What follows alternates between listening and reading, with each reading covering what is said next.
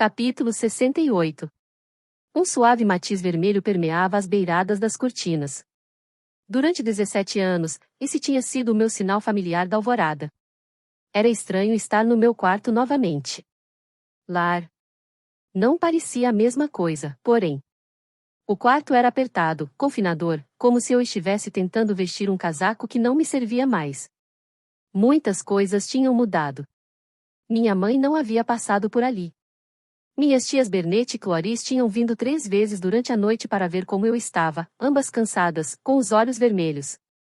Elas me deram doses de um espesso e viscoso remédio que o médico havia prescrito. Isso vai ajudar a restaurar o seu sangue, sussurrou a minha tia Bernete, dando um beijo na minha bochecha. Quando perguntei a ela como meu pai estava, covinhas de preocupação formaram-se na face, e ela se esforçava para me dar uma resposta cheia de esperança, dizendo que isso levaria tempo. Minha tia Cloris lançou olhares de relance e cheios de suspeita para Caden, que cochilava na cadeira ao meu lado.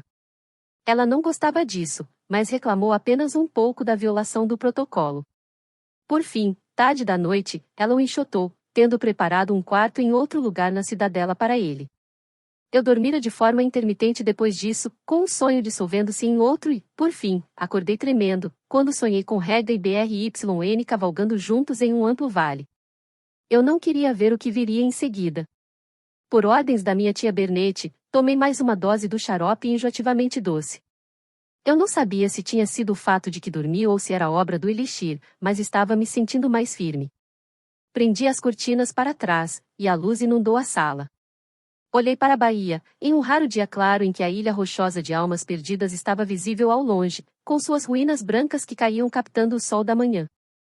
Dizia-se que os antigos que uma vez foram aprisionados ainda atacavam paredes que não mais existiam, capturados em uma prisão interna de um outro tipo, com as memórias prendendo-os com tanta força quanto barras de ferro. Minha atenção se voltou para o oeste, para a última pira de Golgata que estava em pé, ainda se inclinando, encarando seu iminente falecimento com uma graça estoica. Algumas coisas duram, e algumas coisas nunca deveriam existir. Ouvi alguém batendo à minha porta. Até que enfim. Havia roupas no meu vestíbulo, todas ainda trancadas em baús, aquelas que Dalbrek devolvera por educação. Esses baús não foram abertos em momento algum, mas, se eu fosse abordar o conclave nesta tarde ou executar qualquer uma das muitas tarefas que tinha pela frente, eu não poderia fazê-lo vestindo uma fina camisola emprestada. Minha tia Bernete saíra para buscar alguém que tivesse as chaves. Eu estava prestes a procurar por um grampo de cabelo de modo que eu mesma pudesse abrir os baús. Esse seria um dia longo e cheio. Entre e falei, enquanto puxava para trás uma cortina de uma janela no vestíbulo. Aqui. Ouvi passadas. Passadas pesadas. Meu coração batia forte junto ao meu externo, e recuei um passo dentro do meu quarto. Bom dia, disse Raf, que estava de volta trajando as próprias roupas, não mais precisando esconder quem era. O coração no meu peito batia com ainda mais força.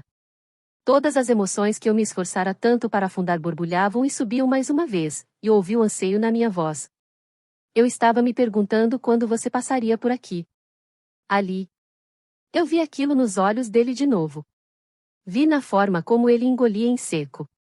Você está parecendo melhor do que estava na noite passada, disse ele. Obrigada por nos ajudar. Sinto muito por não ter vindo antes.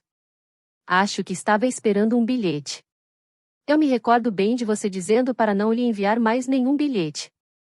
E desde quando você me dá ouvidos? E desde quando você presta atenção aos meus bilhetes? A expressão preocupada dele foi substituída por um largo sorriso, e só foi preciso isso para que eu fosse correndo em direção a ele, esticando as mãos, os braços dele me envolvendo, nós dois abraçando um ao outro como se nunca fossemos nos soltar, os dedos dele deslizando pelos meus cabelos, seu fraco sussurrar do meu nome, Lia, junto ao meu ouvido, mas, quando tentei voltar os meus lábios para junto dos dele, Raf recuou, deu um passo para trás, segurando nos meus braços e deliberadamente colocando-os de volta nas laterais do meu corpo. Olhei para ele, confusa. Raf? Tem uma coisa que preciso contar a você. O quê? Perguntei, com o pânico erguendo-se na voz. Está tudo bem com você? Aconteceu alguma coisa com Lia. Apenas me escute. Seus olhos ardiam olhando dentro dos meus. Você está me assustando, Raf. Fale de uma vez. Ele piscou, e alguma coisa se mexeu na sua expressão. Ele balançou a cabeça como se os seus pensamentos estivessem correndo à frente dele. Eu preciso lhe contar sobre a circunstância de... A verdade é que... O que eu preciso contar a você é que estou noivo. Minha boca ficou seca. Eu esperei que ele desse risada. Que declarasse que essa era uma piada ruim. Mas ele não fez isso. Encarei-o, ainda não acreditando naquilo. Minha boca se abriu para dizer alguma coisa, mas eu não conseguia pensar no que. Ele me amava. Eu sabia que ele me amava.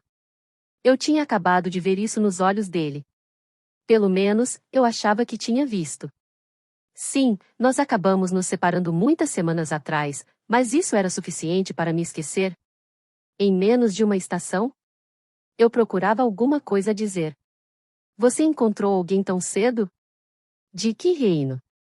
Perguntei, com as palavras entorpecidas na língua. Ele assentiu. Ela é de Dalbrek. A Assembleia queria que eu me casasse imediatamente. Eles achavam que isso acrescentaria a estabilidade necessária. Eu me virei, piscando, tentando me focar, tentando entender. Seu reino está em apuros tão terríveis assim? Tanto meu pai quanto minha mãe estavam mortos havia semanas. Eu tinha sumido. O reino estava sem um regente, o que criou problemas. Mais do que nós esperávamos. O general que o desafiou? Ele é um deles. Eu tive que. Virei para ficar cara a cara com ele.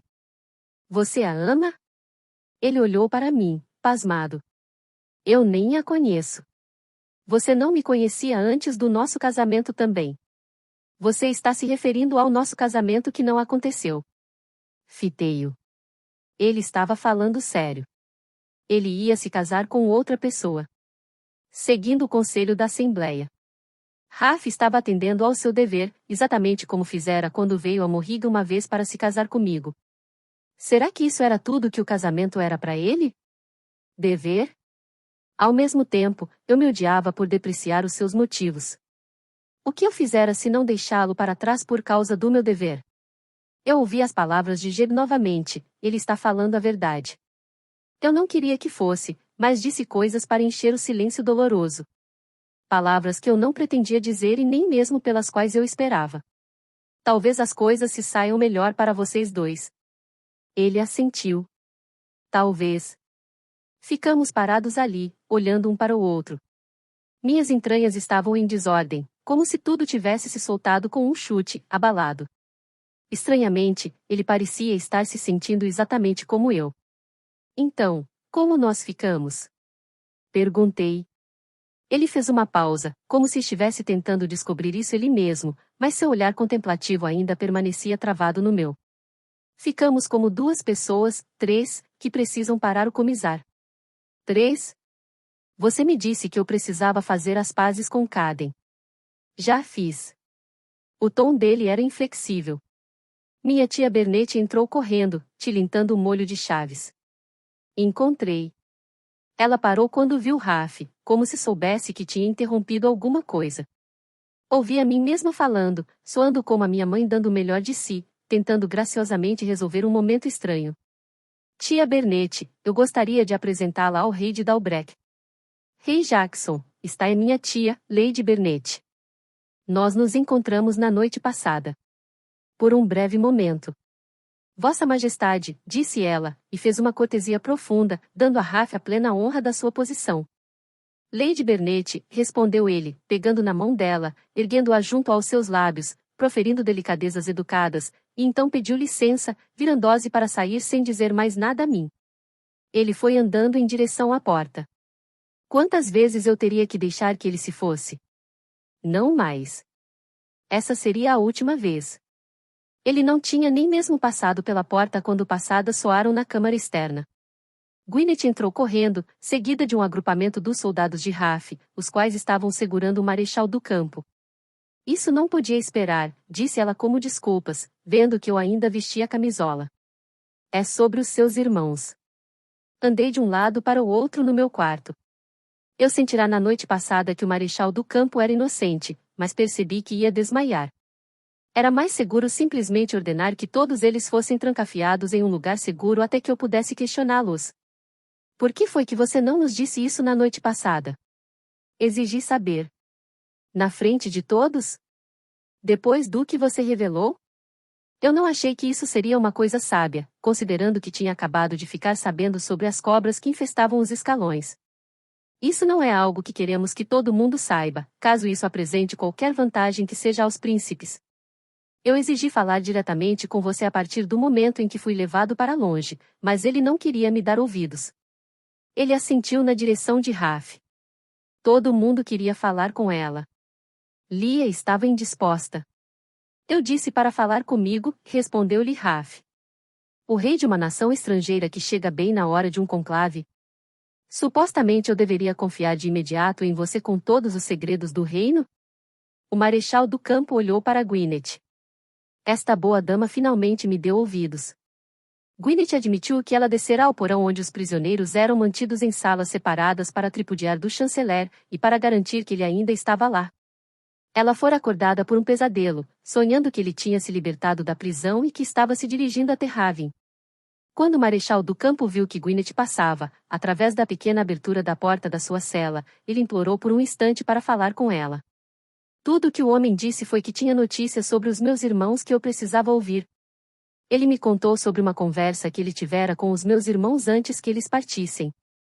Disse que não ficará feliz em relação à missão diplomática proposta pelo gabinete, e ficou surpreso com o fato de que meus irmãos tinham aceitado com tanta facilidade. Ele suspeitava de que eles estavam prestes a armar alguma coisa. Em particular, ele confrontou o príncipe mais velho, perguntando a ele o que os dois estariam armando. Rega não tentou negar o que eles estavam fazendo. Você sabe o que estamos fazendo. A mesma coisa você faria se sua irmã fosse indevidamente acusada de alguma coisa. Vou fingir que não ouvi isso, falei para o príncipe. E ele respondeu. Achei que você fosse fazer isso. E então o marechal de campo desejou boa sorte a eles. Eu me sentei no banco que estava na extremidade da minha cama, descansando o rosto nas palmas das mãos. Minha respiração inflava-se no peito. Ele disse que os meus irmãos em momento algum planejavam ir a Gitos ou a Cortenai depois que tivessem colocado no lugar a pedra memorial na cidade dos Sacramentos, apenas a umas poucas cidades de modo a recrutar mais ajuda, e então eles iriam para a venda com o objetivo de me pegar de volta e provar que eu não era uma traidora, o que queria dizer que os rastreadores que nós tínhamos enviado estavam seguindo na direção errada.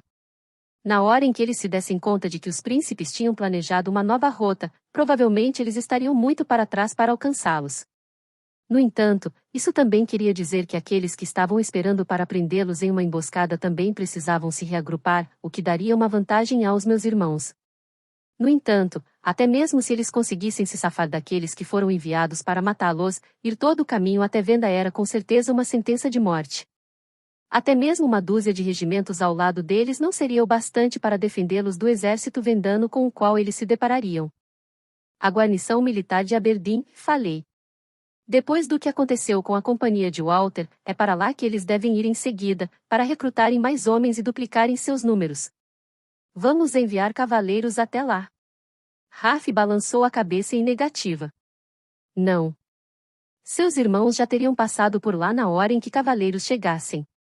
Temos um posto avançado ao nordeste da cidade da Magia Negra, Fontaine. Podemos interceptá-los por ali. Isso é ainda mais distante, disse com escárnio o marechal de campo. Como você ia fazer para que uma mensagem chegasse até eles a tempo? Olhei para Raf, com o coração apertado. Você tem Valspre com você? Ele assentiu. Nós nos sentamos à minha escrivaninha na mesma hora para escrevermos mensagens. Uma minha para os meus irmãos, de modo que eles soubessem que a interceptação não era um ataque por parte dos soldados de Dalbrek. A outra, de Raf para o coronel que comandava em Fontaine para colocar patrulhas fazendo uma varredura na paisagem em busca de esquadrões morrigueses. Ainda era um tiro no escuro. Havia quilômetros de terras inóspitas, e aqueles que estavam esperando para emboscar os meus irmãos ainda poderiam chegar até eles antes que fossem avisados. No entanto, já era alguma coisa. Raf olhou para minha mensagem e a enrolou junto com a dele. Ninguém mais viu o que ele escrevera, porque sua mensagem estava escrita com cifras conhecidas somente pelos seus oficiais. Eu disse ao coronel que queria um batalhão bem armado para escoltar os esquadrões dos seus irmãos até em casa, se ele os encontrar vivos. Isso não tinha sido dito, mas vi a palavra agigantando-se atrás dos olhos dele. Ele partiu para fazer com que a mensagem chegasse às mãos do cuidador de Valspre. Se tudo se saísse bem, disse ele, a mensagem estaria lá amanhã, mas ele me avisou de que não receberia qualquer mensagem em resposta. Levava meses para treinar um pássaro a voar para um local distante. Eles não eram treinados para retornar à cívica. Olhei para o marechal do campo, assentindo em agradecimento e como um pedido de desculpas no mesmo gesto. E, deste ponto em diante, você deve confiar no rei de Dalbrec como se fosse um dos seus. A palavra dele é verdadeira.